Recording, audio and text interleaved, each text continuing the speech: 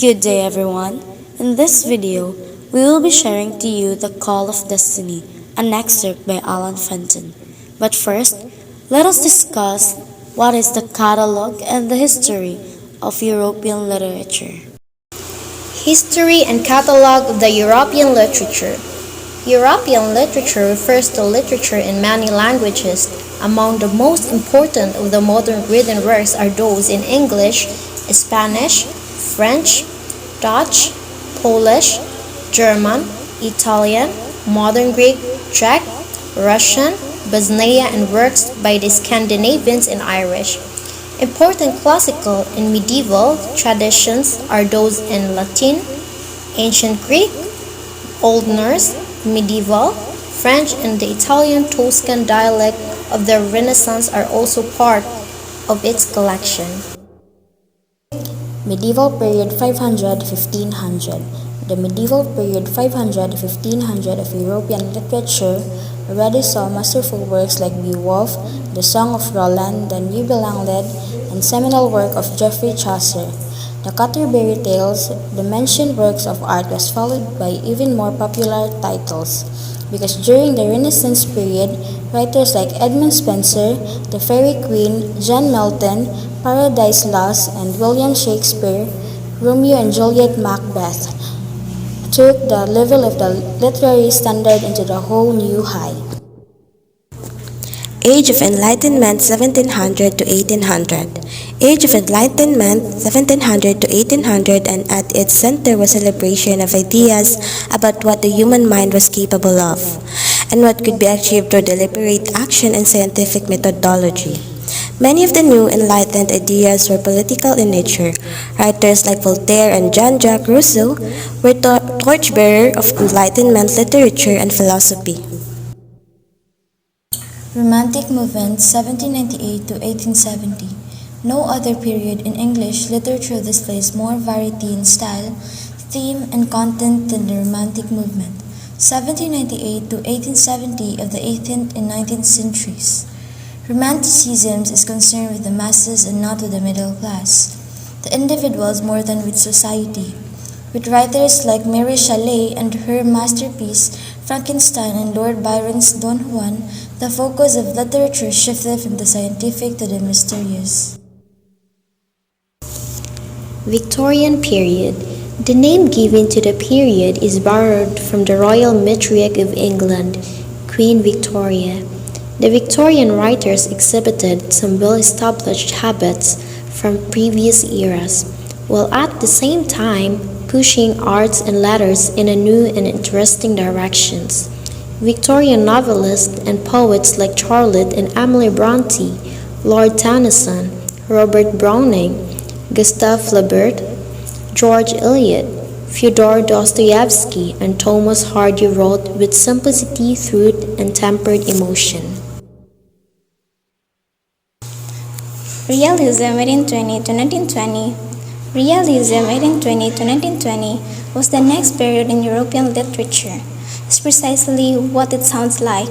It is the attention to detail and an effort to replicate the true nature of reality in a way that novelists had never attempted. Famous writers during this period were Franz Kafka, William Butler Yeats, Thomas Stearns Eliot, and Vicente Blasco Ibáñez, among others. Naturalism 1870 to 1920. Naturalism 1870 to 1920 sought to go further and be more explanatory than realism by identifying the underlying causes for persons, actions, or beliefs. In naturalism, the environment played a large part in the narrative structure. Émile Zola, one of the most influential writers in this period of literature, provided inspiration and model in writing during this period. Crime and Punishment. Crime and Punishment is a profound example of how some of principles of existentialism 1850 until today. The next literary period, Dostoevsky's stories show that thinking can be perverted, leading to ethical decay and personal destruction.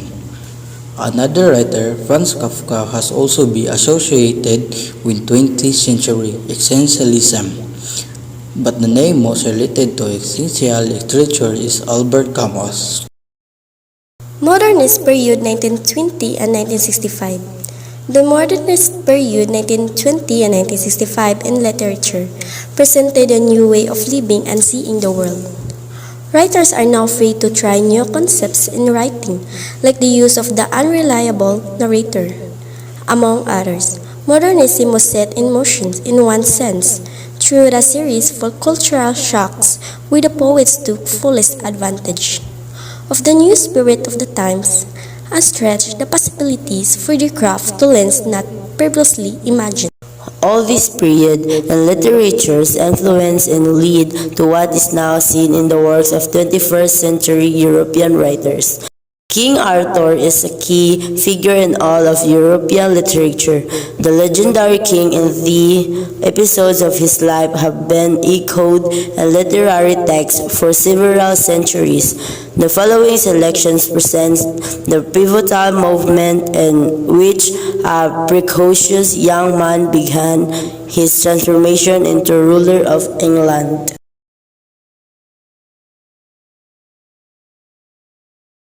Call of Destiny, an excerpt by Alan Fenton. On the summit of a hill in the county of Somerset stands a solitary church tower, bearing witness to the ferocity of nature and of man. It is all that survives of two churches that once stood here.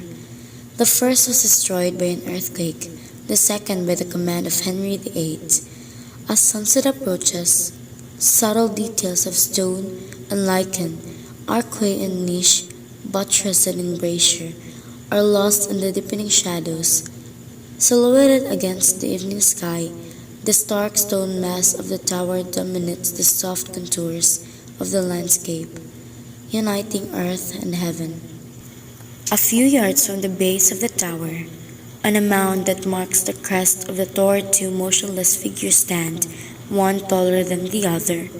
Seen from the valley below, their dark shapes loom remote and mysterious. There is a haunting and powerful aura about them, as if they were not people but primeval monoliths or statues of pagan gods in an ancient burial ground.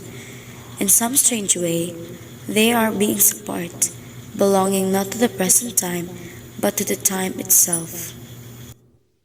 The hill is otherwise deserted, as are the woods at its foot and the countryside beyond. The red ball of the sun sinks below the horizon. The west wind that has gusted all day is suddenly stilled. Not a sound, not even a breath of air, disturbs the silence. Nothing stirs. In the hushed moment, the earth and all the planets that only an instant before wheeled around the sun seem to hang motionless in space. Slowly, the taller figure raises his hand, as if to release the world from its spell, then touches the boy lightly on the shoulder. "Shall we go? It's getting late." They begin the descent. "Tell me more about him," says the boy. "He was a great leader," his older companion responds. "King of Britain, as they called it then. When he came to the throne, the country was under constant attack by its enemies, both from outside and within.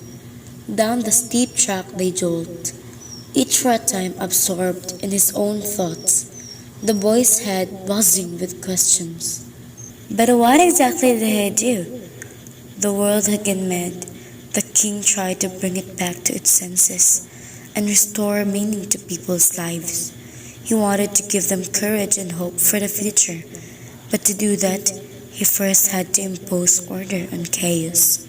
"How do you mean impose?" The man nods approvingly. "You are right to question that word. He questioned it too.